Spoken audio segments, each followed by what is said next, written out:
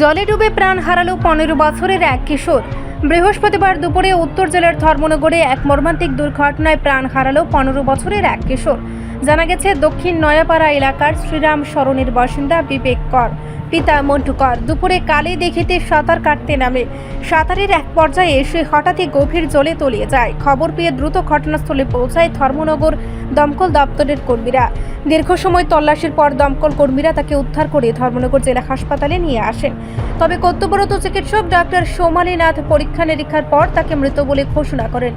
বর্তমানে মৃতদেহ জেলা হাসপাতালের মর্গে রাখা হয়েছে। প্রয়োজনীয় ময়নাতদন্তের পর দেহ পরিবারের হাতে তুলে দেওয়া হবে বলে হাসপাতাল সূত্রে জানা গেছে। হঠাৎ ঘটে যাওয়া এই ঘটনায় দক্ষিণ নয়াপাড়া ও আশপাশের এলাকায় নেমে এসেছে গভীর শোকের ছায়া।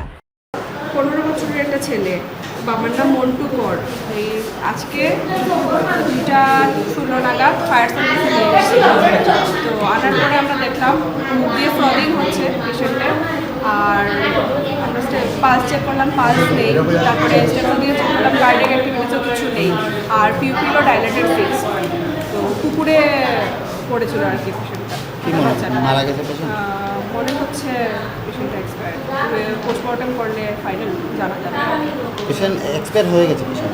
এমনিতে তো কার্ডিয়াক অ্যাক্টিভিটিস কিছু নেই, আর কী বলে পালস টালস কিছু পাওয়া যায়নি, ভাইটালস কিছু নেই, পিউপিলও ডাইলেটেড ফিক্সড। আপনার পরিচয়টা ম্যাডাম? আমি ডক্টর সৌমালীনাথ। ঘটনাটা কি হয়েছিল? ওটা হচ্ছে আমরা ধর্মনগর ডিএমপি মাঠ সুন্দর কালীবার দিকে আছে, এই দিকে একটা ছেলে সাঁতার কাটতে গিয়ে স্নান করতে গিয়ে জলের মধ্যে ঢুকে গেছে। তো আমরা কাছে খবর আছে, আমরা যাই গিয়ে দেখি অনেক খোঁজাখুঁজি পরে ছেলেটা আমরা খুঁজে পাই। তারা আমরা ধর্মনগর হসপিটালে নিয়োগ দিয়েছি। তার নাম হলো বিবেক কর, 15 বছর বয়স। তার বাবার নাম মন্টু কর, বাড়ি সাউথ নয়াপাড়া শ্রীরাম সরণি। কটার দিকে ঘটনাটা? ঘন্টাখানে গেছে ওখান। বর্তমানে তার অবস্থা কি? বর্তমানে ধর্ম হাসপাতাল দিয়েছে, ডাক্তার তাদের ডেট ডিক্লেয়ার দিয়েছে। তাকে আমরা ধর্ম হসপিটাল দিছি, ডাক্তার তাকে মারা মৃত্যু ঘোষণা দিচ্ছে। রিপোর্ট সংবাদ প্রতীক্ষা।